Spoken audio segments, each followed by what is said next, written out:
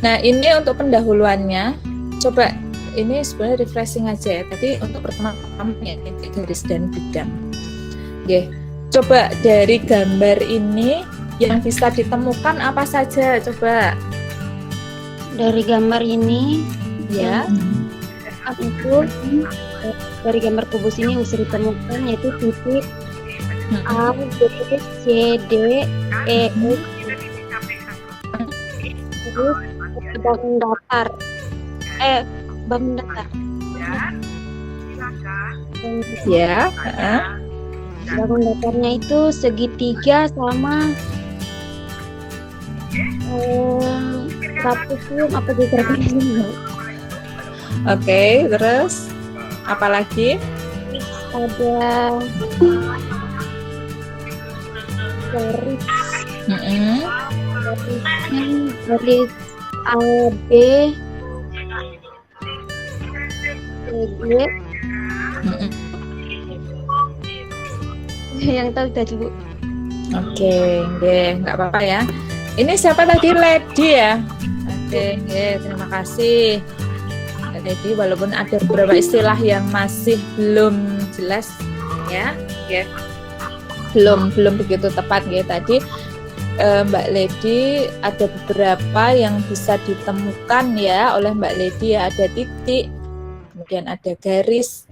Nah, ini untuk titiknya ya, ini sebenarnya sudah pernah. Jadi definisi titik itu memang titik ini tidak didefinisikan, tetapi dapat dinyatakan dengan tanda noktah ya, atau noktahnya noktah tebal biasanya ya. Nah, ini kita disebut dengan titik. Memang kalau di matematika itu ada definisi. Nah, definisi itu ya sudah diterima saja. Tidak perlu dibuktikan. Kalau teorema kan harus dibuktikan ya, aksioma teorema itu harus dibuktikan gitu. Kalau definisi cukup diimani gitu ya. Ini untuk titik pada kubus. Ini pada kubus ya, itu dan titik itu biasanya menggunakan huruf kapital. Nah, contohnya pada kubus A, B, C, D, E, F, G, H ini ada titik-titiknya yaitu titik A, titik B, titik C sampai dengan titik H ini ya. Jadi dinyatakannya dengan huruf besar. Kemudian yang kedua ada garis. Garis adalah himpunan dari titik-titik yang mempunyai panjang tak berhingga, tetapi tidak memiliki lebar atau tebal. Nah, biasanya penulisannya seperti ini, ada dua, kalau dengan menggunakan dua huruf, ini huruf ini menggunakan huruf karena garis itu minimal dibentuk dari dua titik gitu ya. Nah, ini penamaannya, kemudian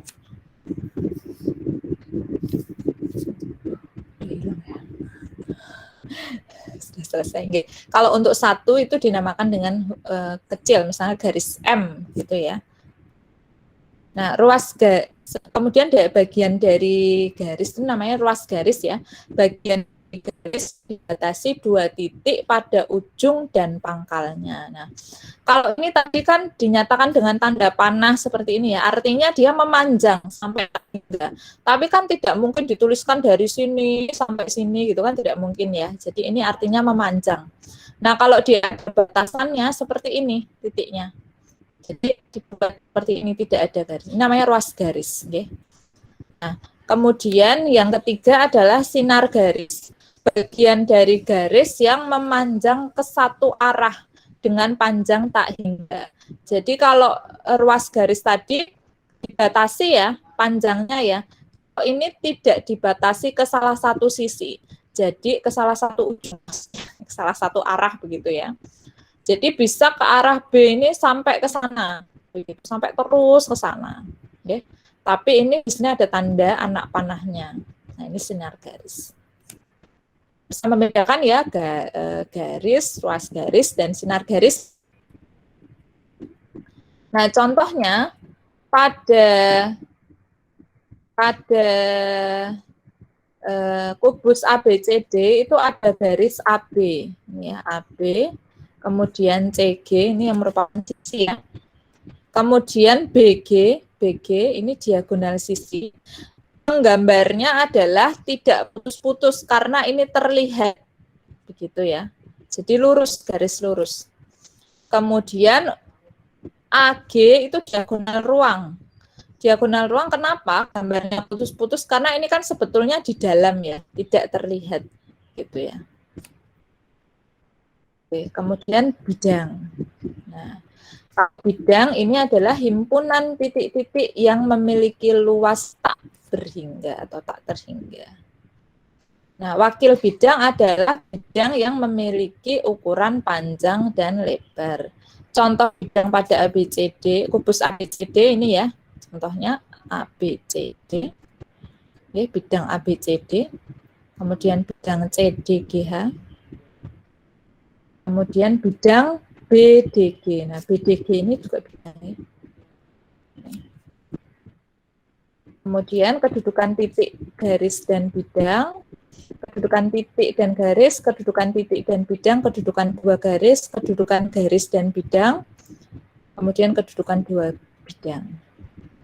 Kedudukan titik dan garis, titik terletak pada garis. Contohnya B terletak pada AB ini ya. Kemudian P terletak pada garis GC atau CG. Kemudian titik Q ini juga terletak pada AB meskipun Q di sini, tapi tadi garis itu kan memanjang ya. Ya, jadi jangan tertipu ya. Garis tadi kan memanjang sampai tak terhingga. Jadi ini titik Q ini kalau garis AB diperpanjang, dia juga terletak pada garis AB. Kemudian titik di luar garis. Nah, C di luar garis AD. C mana? Oh ya, C. Ini kan kalau diperpanjang sampai ke sana, C tidak mungkin terletak. Gitu nggih. Nah, posisinya sejajar. Nah, kemudian P di luar garis BF. BF ini ya, BF memanjang terus sampai tak hingga. Ini juga tidak mungkin terletak. Kemudian kedudukan titik dan bidang. Titik terletak pada bidang. B terletak pada ABCD. Benar nggih ini ya. B terletak pada ABCD. Pokoknya gampang kalau dia ada di sini, nah itu biasanya pasti terletak namanya. P terletak pada DCGH. P kan di tengah sini ya. P, nah ini terletak pada sini ya. Kemudian I terletak pada bidang ABCD. Sama juga, bidang itu kan juga diperpanjang. Nah, ini juga sama. Dia kan terletak juga ya pada bidang ABCD. Q-nya. Jadi diperpanjang juga. Kemudian titik C di luar bidang. C di luar bidang ADHE. C dengan ADHE ya pasti. Karena kalau diperpanjang ini tidak akan mungkin. Ya. P di luar BDG. P di luar BDG. Oke. P tadi ini ya. P di sini ya. Ini kalau diperpanjang tidak akan mungkin. Kedudukan dua buah garis saling berhimpit sama AB dengan AB. Kemudian AB dengan PQ ini juga berhimpit karena tadi Q-nya terletak pada AB. Kemudian saling sejajar AB dengan CD. Ini sejajar ya, tidak akan bertemu walaupun diperpanjang. EH dengan FG. Oke.